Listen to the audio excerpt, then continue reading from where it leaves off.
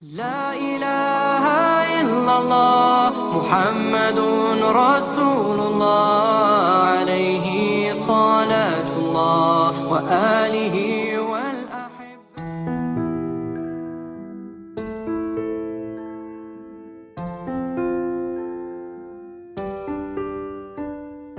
Assalamualaikum warahmatullahi wabarakatuh. Kembali lagi di channel Tinta Mahabbah.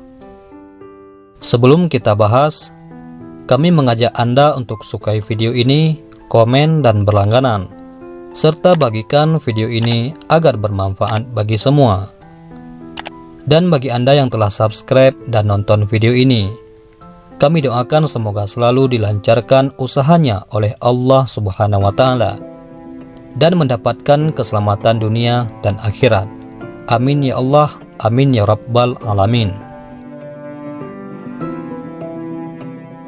Fatimah bin Qais meriwayatkan, dalam sebuah kesempatan usai menunaikan sholat berjamaah, Rasulullah Sallallahu Alaihi Wasallam naik ke atas mimbar seraya bersabda kepada semua yang baru saja menunaikan sholat, tetaplah berada di tempat. Setelah semua sahabat duduk tenang, beliau kemudian mengawali pembicaraannya.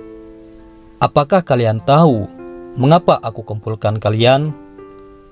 Mereka menjawab, Allah dan Rasul-Nya tentu lebih mengetahui. Beliau kemudian melanjutkan, demi Allah, aku tidak mengumpulkan kalian untuk sebuah kabar yang menyenangkan atau yang menakutkan.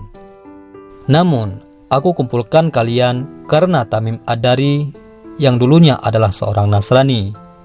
Kemudian dia datang berbaiat dan masuk Islam.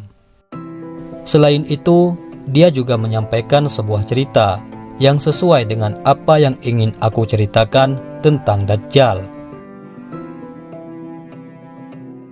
Tamim Ad-Dari adalah seorang warga Nasrani Palestina yang pernah berjumpa Dajjal dalam salah satu perjalanannya ke Jazirah Arab.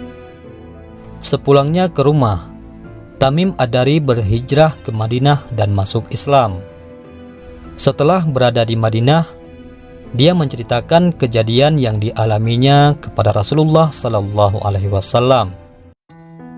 Mendapat kabar tersebut, beliau lantas mengumpulkan para sahabat dan menyampaikannya kepada mereka.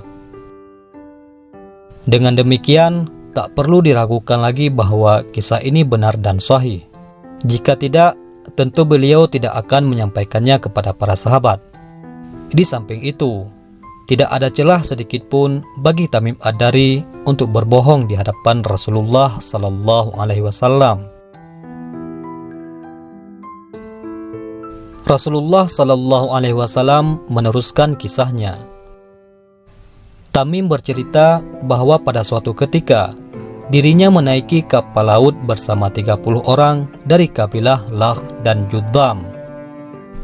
Selama 1 bulan lamanya, mereka terombang-ambing di atas gelombang lautan. Sampai akhirnya mereka berlabuh di sebuah pulau yang ada di tengah lautan menjelang matahari terbenam. Mereka duduk tak jauh dari kapal. Beberapa waktu kemudian, mereka masuk ke dalam pulau dan menjumpai sebuah hewan yang berbulu lebat. Saking lebat bulunya hewan tersebut, mereka tidak tahu mana kubul dan mana duburnya. Mereka kemudian memberanikan diri berkata kepada hewan tadi, "Celakalah, hewan apa engkau?"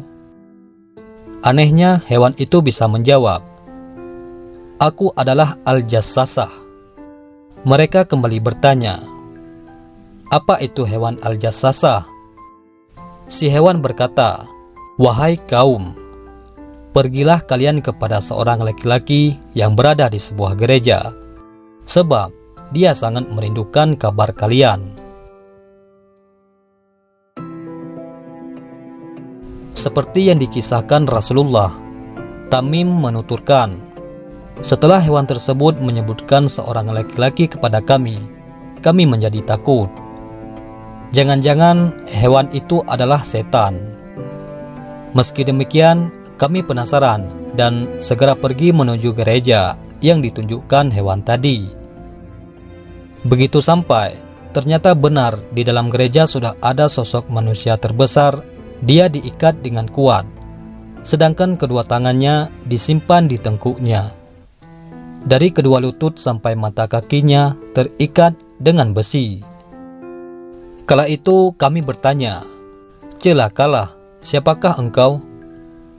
Manusia raksasa itu menjawab, "Kalian sudah bisa mengetahui kabarku.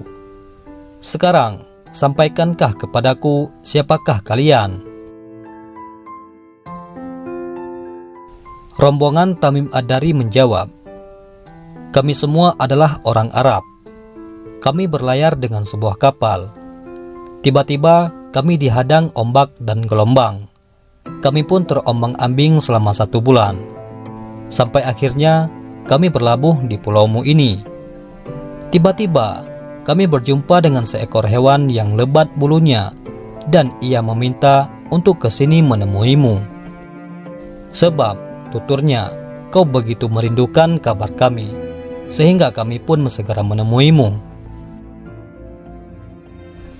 Laki-laki itu berkata, "Sekarang sampaikanlah kepadaku tentang kurma baisan." Dituturkan oleh Tamim Ad-Dari. Kami balik bertanya, "Tentang apanya yang ingin engkau tanyakan?" "Yang aku tanyakan kepada kalian, apakah kurma itu masih berbuah?" Kemudian mereka menjawab, "Masih." "Andai kurma itu nyaris tak berbuah, sekarang sampaikanlah kepadaku tentang danau At-Tabariyah." "Tentang apanya yang ingin engkau tanyakan?" Mereka balik bertanya. Laki-laki raksasa itu berkata, "Apakah ia masih terisi air?"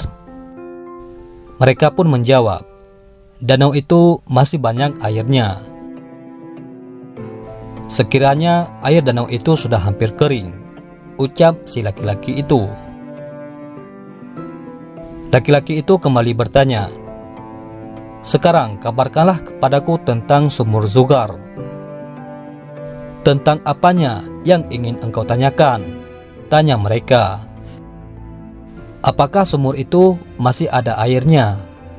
Apakah warga sekitar masih bercocok tanam dengan air sumur tersebut?" tanya si laki-laki itu. Kemudian rombongan Tamim Ad-Dari menjawab, "Masih. Bahkan airnya masih banyak, dan para penduduk masih berladang dengan airnya." Laki-laki dalam gereja itu kembali menanyakan pertanyaan lainnya. "Lalu kabarkanlah kepadaku tentang nabi orang-orang Arab. Apa yang telah dia lakukan? Dia lahir di Makkah dan hijrah ke Madinah. Apakah nabi itu diperangi oleh orang-orang Arab?" "Betul," jawab kawan-kawan Tamim Ad-Dari. "Lalu apa yang dia lakukan terhadap orang-orang Arab?" tanya si laki-laki itu.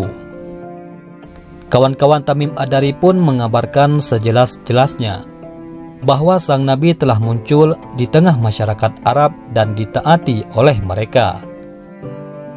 Terdengar si laki-laki itu bertanya lagi, "Apakah itu sudah terjadi?" "Benar," tegas mereka. "Nabi itu lebih bagus bagi mereka jika mereka menaatinya. Karena itu, dia memberitahu kalian tentangku. Sesungguhnya, aku ini Al-Masih Dajjal. Aku hampir saja diizinkan keluar. Setelah keluar, aku akan berjalan di muka bumi. Tidaklah aku biarkan satu kampung pun kecuali akan aku singgahi dalam 40 hari selain kota Makkah dan Madinah. Keduanya diharamkan kepadaku. Setiap kali aku akan masuk ke dalam keduanya atau masuk ke dalam salah satunya, aku dihadapi satu malaikat dengan pedang terbungkus sarung di tangannya yang siap dihunuskan untuk menghalangiku. Setiap jalan bukit yang ada di kota itu akan ada malaikat yang menjaganya," ucap laki-laki raksasa itu.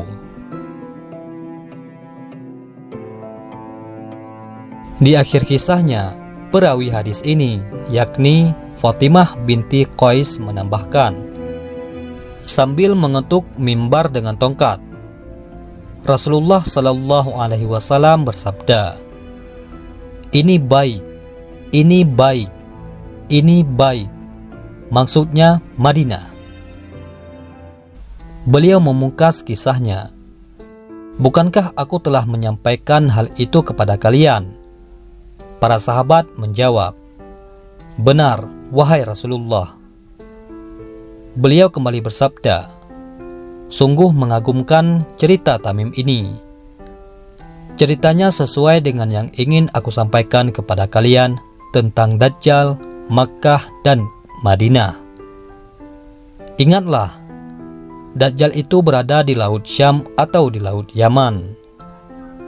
Ia datang dari arah timur, dari arah timur, dari timur."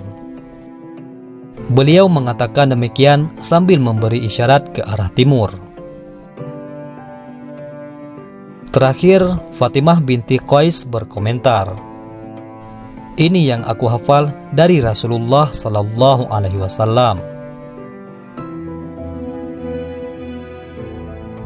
Demikianlah kisah yang disarikan dari hadis riwayat Muslim. Kita doakan kepada Allah Subhanahu wa Ta'ala, mudah-mudahan kita dijauhkan dari fitnah Dajjal. Amin ya Allah, amin ya Rabbal Alamin. Assalamualaikum warahmatullahi wabarakatuh.